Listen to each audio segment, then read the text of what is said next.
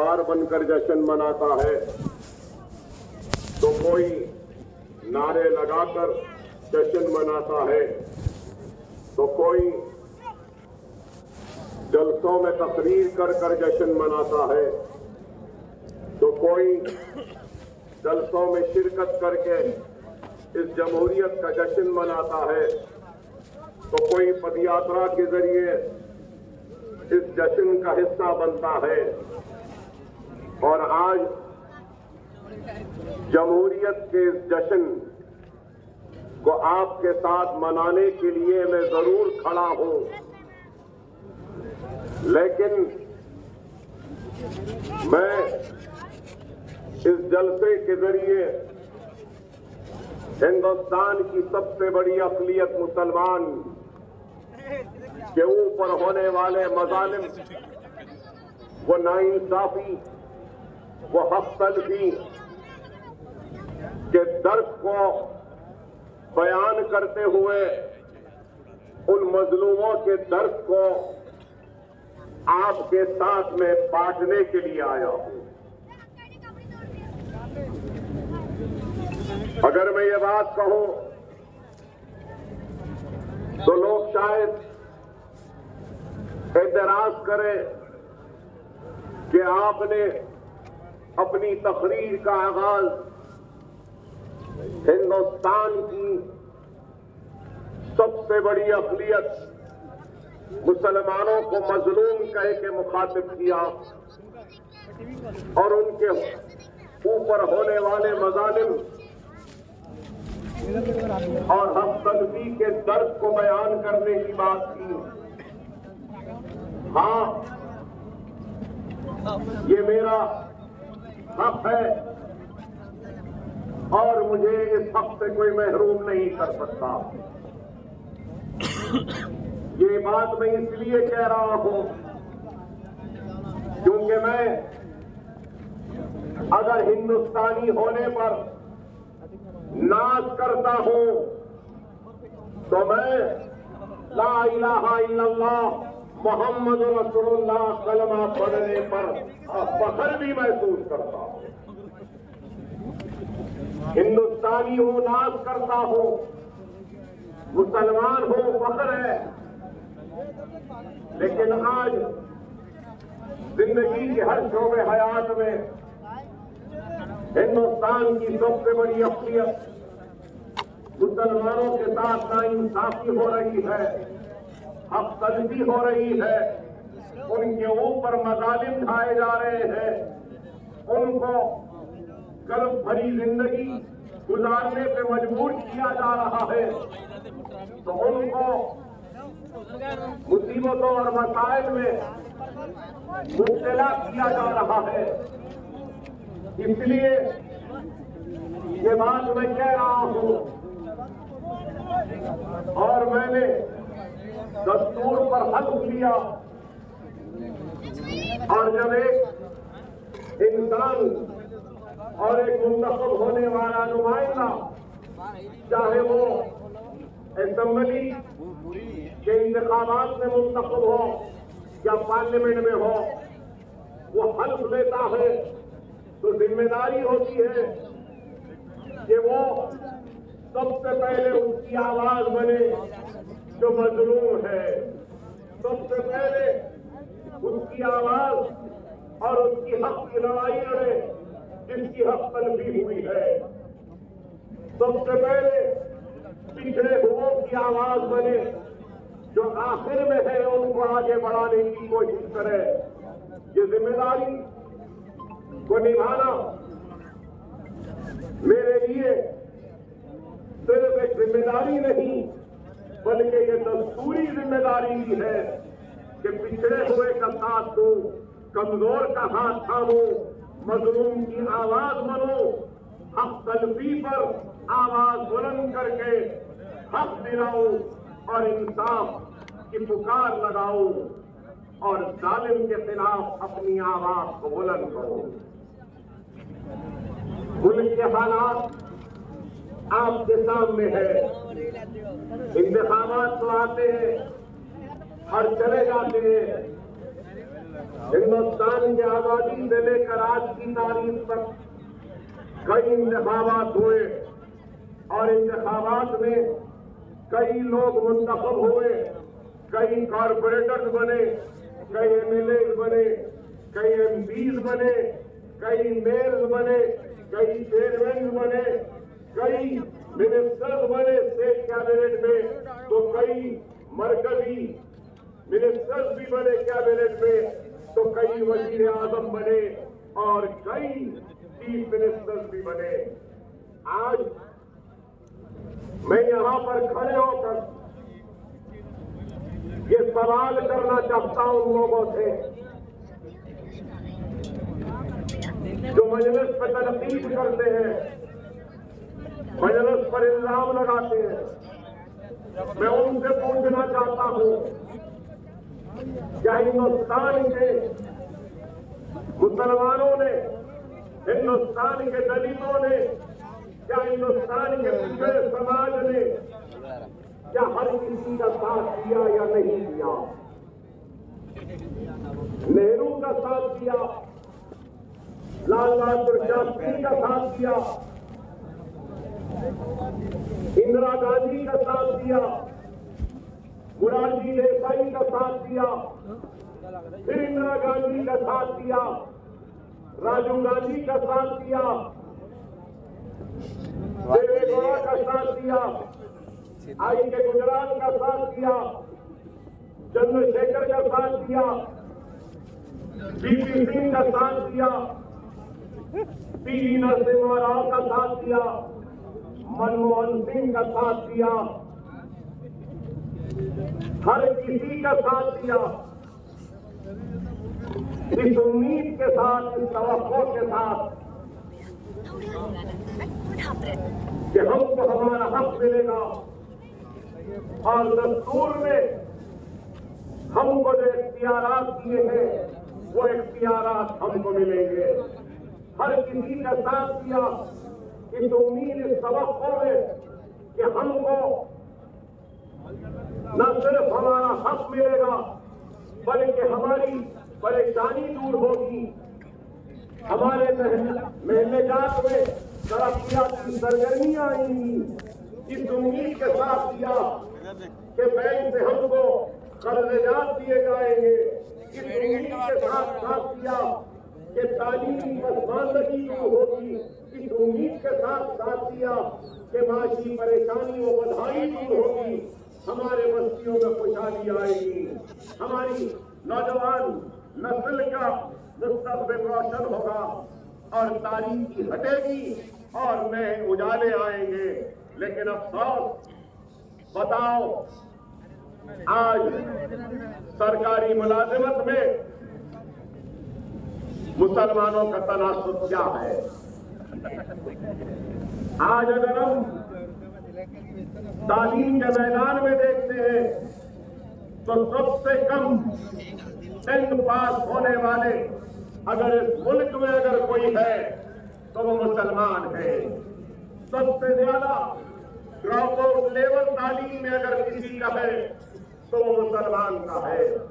Graduate कम है तो मुसलमान, डॉक्टर कम है तो मुसलमान, इंजीनियर कम है तो मुसलमान, लॉयर कम है तो मुसलमान, आर्किटेक्ट कम है तो मुसलमान, साइंटिस्ट कम है तो मुसलमान।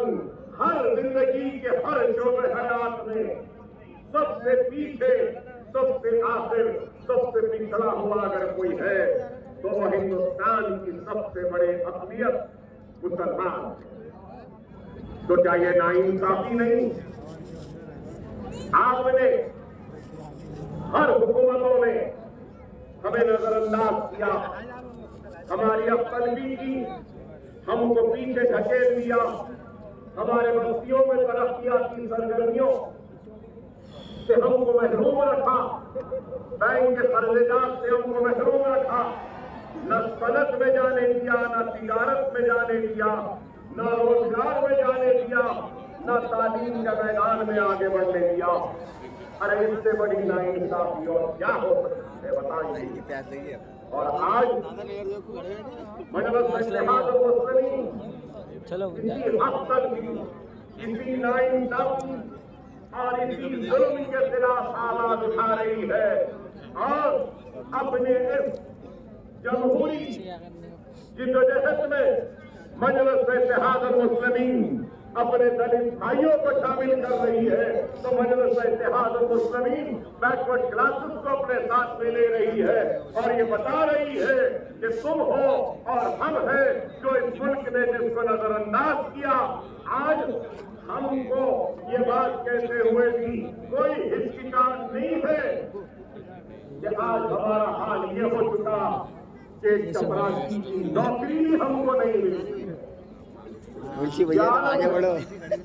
और आज मजलिस इत्तेहाद मुस्लिमीन पर इल्जाम लगाने वालों, मजलिस इत्तेहाद मुस्लिमीन पर तनकीद करने वालों, अगर तुमने हमारे बच्चों को पढ़ा दिया होता, उनको नौकरियां दे दी होती, बस्तियों में तरक्याती सरगर्मियां कर दी होती, बैंक से कर्जा देते थे, तिजारत में हिस्सेदारी देती और मुल्क की तरक्की का हिस्सेदार अगर मुसलमान को बनाया होता तो मजलिस को यहाँ तक आने की जरूरत नहीं होती, हिंदुस्तान के कोने कोने में जाने की जरूरत नहीं होती।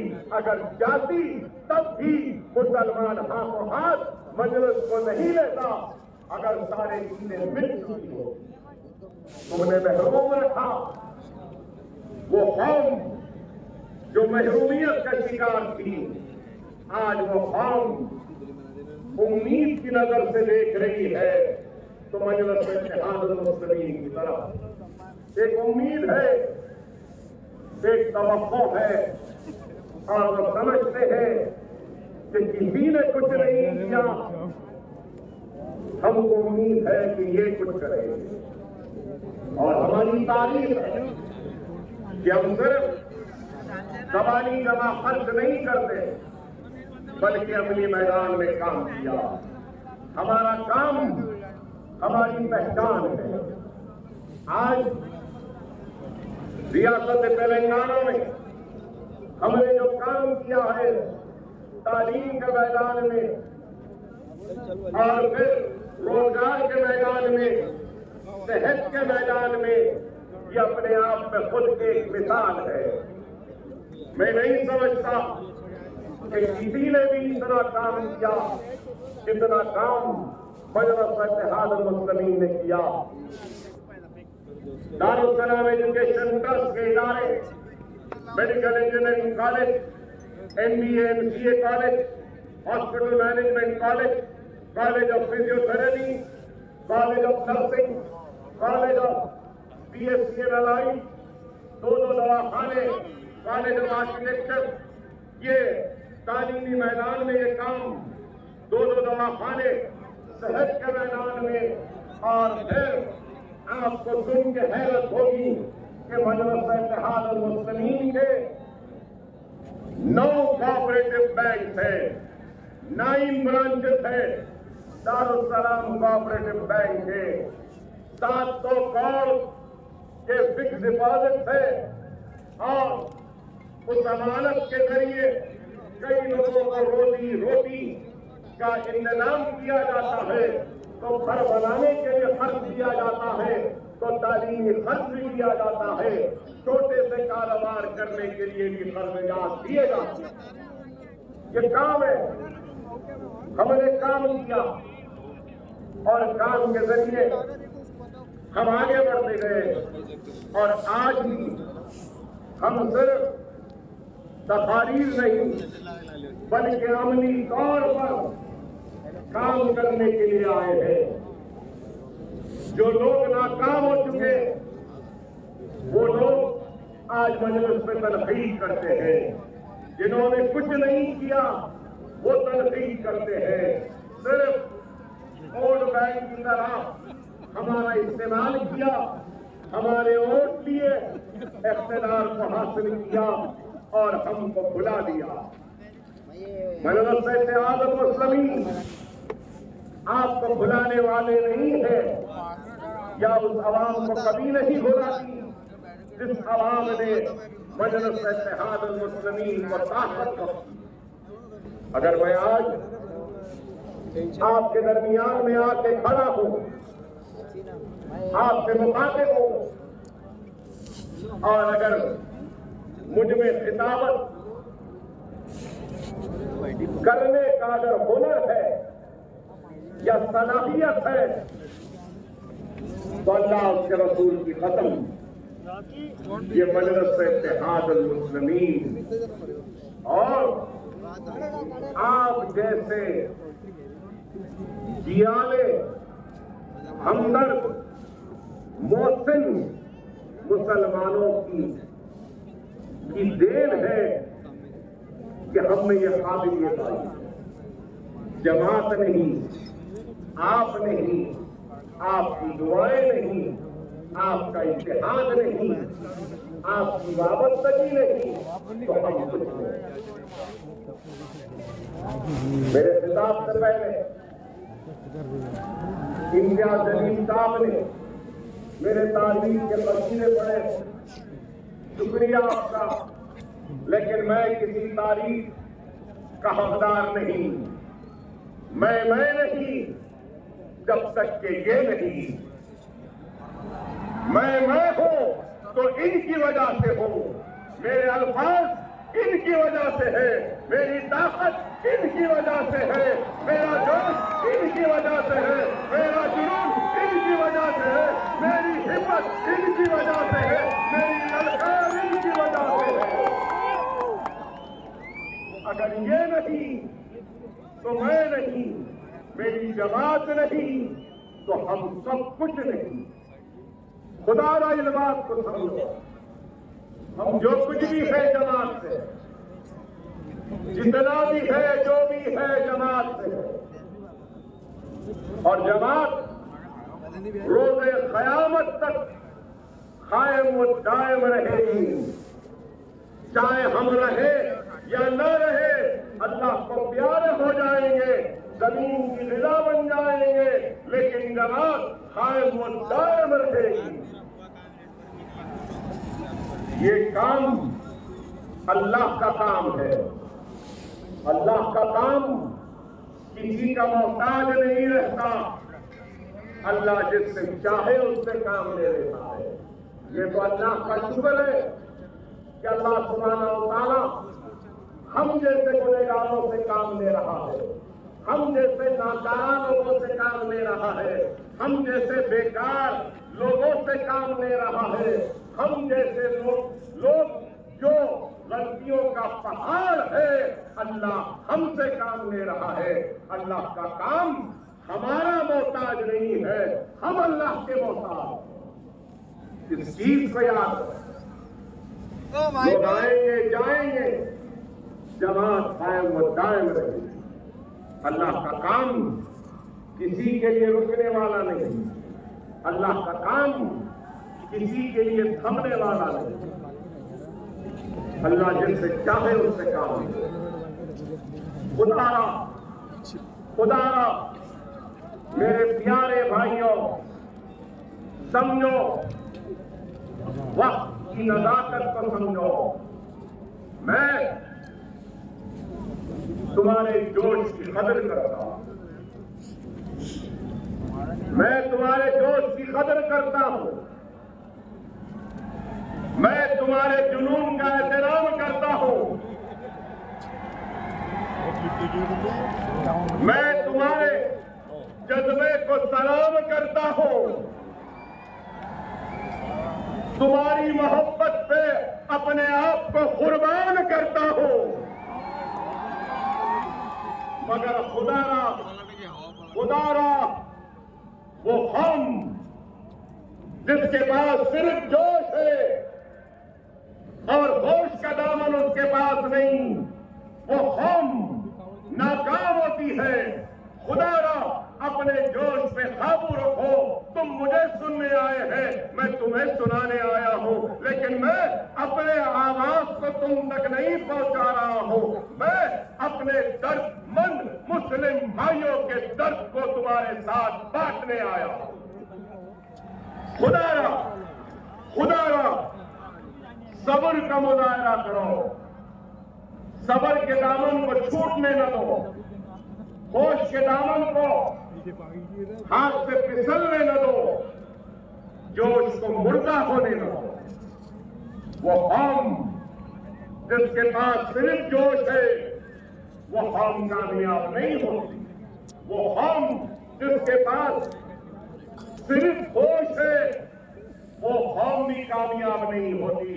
वही कौम कामयाब होती है जिसके पास जोश भी होता है और जोश को मंजिल मकसूद तक पहुंचाने के लिए होश भी होना चाहिए। जोश और होश की जरूरत। खोने का गम मुझे भी है, लेकिन मुझे यकीन है खोने का गम औरंगाबाद की आवाम को ज्यादा।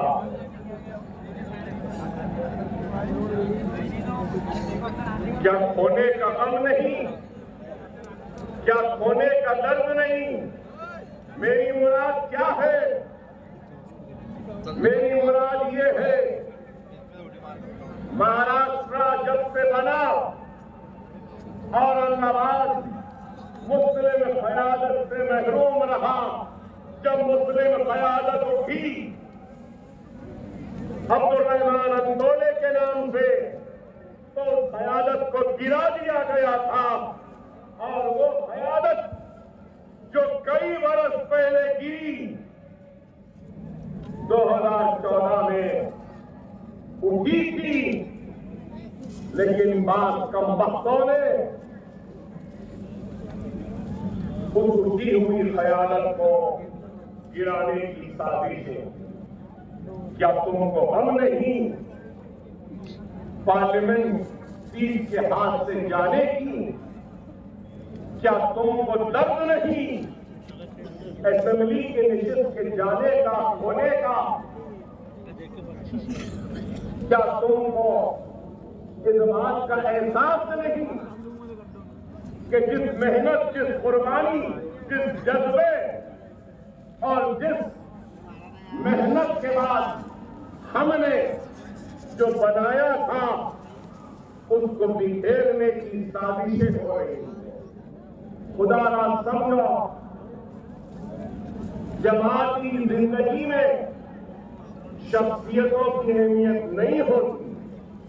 जमात की अहमियत इत्तेहाद की अहमियत। एक इत्तेहाद पैदा हुआ और इस इत्तेहाद को देखकर लोग रश करने लगे, हैरत में थे कि आखिर कैसा औरंगाबाद से पार्लियामेंट मजलिस की गई। लोग हैरत कर रहे थे कि कैसे इम्तियाज जलील साहब जीत गए। लेकिन मैं कहूंगा कि बेशक ये मजलिस की जीत थी, बेशक मजलिस के उम्मीदवार इम्तियाज जलील की जीत थी, लेकिन मजलिस वो इम्तियाज जलील से ज्यादा ये आपके इत्तेहाद की जीत थी, आपकी मेहनत की जीत थी, आपकी दुआओं की जीत थी, ये आपकी कोशिशों की जीत थी, ये आपके रोजों की नमाजों की, दुआओं की, इबादतों का सिला था जो कामयाबी के शक्ल में आपको। और मैं बगैर किसी हिचकिचाहट के कहूंगा कि मजलिस इत्तेहाद अल मुस्लिमीन इम्तियाज जलील साहब पर और मुझ पर बहुत बड़ा एहसान किया। आपने इत्तेहाद को पैदा करके अपनी आवाज को पार्लियामेंट में पहुंचा, बहुत बड़ा एहसान। खुदारा समझो इस बात को। लम्हों ने खता की थी, सदियों ने सदा पाई। आज जोश है, जज्बा है, मोहब्बत है, लेकिन इस जोश, इस मोहब्बत में इज़्तिराब भी है, बेचैनी भी है। अरे इस बेचैनी को दूर करो। मुख्तलिफ दिलों में, कल्ब में इत्मीनान को पैदा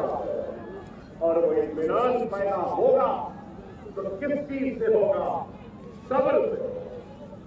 अल्लाह की जो भी मर्जी, अल्लाह ने कामयाबी देकर हमको आजमाया तो अल्लाह ने शिकस्त देकर भी हमको आजमाया। खुदा ना समझो हमने असेंबली खोया, हमने पार्लियामेंट खोया। क्या मेरे प्यारे भाइयों और बहनों, क्या अब औरंगाबाद के मेयर को भी तुम खोना चाहते हो? क्या तुम खोना चाहते हो? औरंगाबाद का नाम तो बदल गया। क्या तुम अपने भाई को मेयर बनता हुआ देखना चाहते हो या नहीं? तो आपको फैसला करना हो, आपको फैसला करना हो। याद रखो, जमहूरियत में सबसे बड़ी ताकत अगर कोई है तो वो वोट, अपने वोट का सही इस्तेमाल करो और अपनी जमात के हक में इस्तेमाल करो। अगर हम अपने वोट का सही इस्तेमाल नहीं करेंगे तो फिर हम हाथ मलते रह जाएंगे। नाम बदलने वाले औरंगाबाद की मेयर की निश्चित पर बैठ जाए। खुदारा समझो मेरी बात को, मुल्क बड़े ही नाजुक दौर से गुजर रहा है। कभी भी मुल्क इतने नाजुक हालात से नहीं गुजरा जो आज गुजर रहा है। आप बताओ कि 2014 में भारतीय जनता पार्टी के इख्तियार में आने के बाद से नरेंद्र मोदी के वजीर आजम बनने के बाद से क्या वाकयात हुए? मजलूम कौन है, जालिम कौन है, ये मैं आपके दिलो दिमाग से सवाल करने आया हूं। क्या लव जिहाद के नाम पर मारा गया, क्या तुम भूल गए? घर वापसी के नाम पर पीटा गया, क्या भूल गए? मॉब लिंचिंग के नाम पर बाजारों में हमको लूट लिया गया, मारा गया, क्या भूल गए? हिजाब के नाम पर हमारे बच्चियों को कॉलेज जाने से रोक दिया गया, क्या तुम भूल गए? बीम के नाम पर मारा गया, क्या तुम भूल गए? दाढ़ी के नाम पे मारा गया, क्या तुम भूल गए? टोपी के नाम पे मारा गया, क्या तुम भूल गए? कुर्ते पहनाने के नाम पे मारा गया, क्या तुम भूल गए? मुसलमान कह के मारा गया, क्या तुम भूल गए? ट्रेन में हमारी गाड़ी की गोली मार दी गई, क्या तुम भूल गए? मसाजिद को इबादत को बंद कराने की बात हुई, क्या तुम भूल गए? शरीयत पे हमले होते गए, क्या तुम भूल गए? तलाक़े सलासा का कानून आया, क्या तुम भूल गए? तुम्हारी मसाजिदों को शहीद कर दिया गया, क्या तुम भूल गए? बुलडोजरों के जरिए तुम्हारे मसाजिदों को गिरा रहे हैं, क्या तुम भूल गए? बुलडोजर के जरिए तुम्हारे आबादियों को, घरों को गिराया जा रहा है, क्या तुम भूल गए? तुम्हारे माँ बहन के हिजाब को पकड़कर फेंका जा रहा है, क्या तुमको दिखाई नहीं दे रहा है?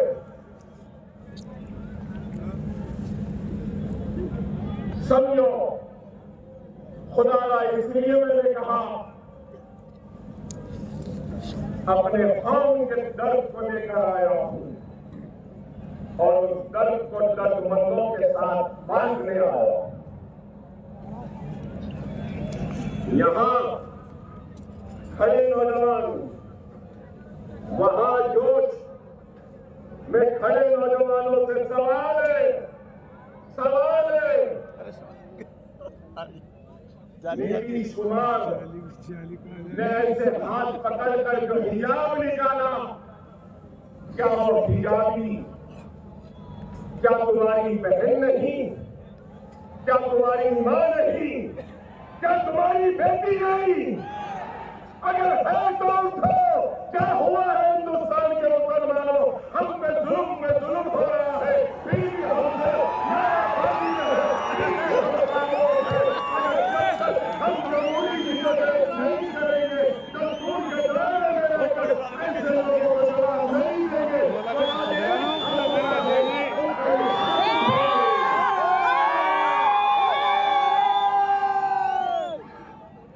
क्या वो तुम्हारी माँ नहीं? क्या वो पूरे नजरों की जद में आते हुए क्या तुम्हारे अल्लाह के घर नहीं? क्या वो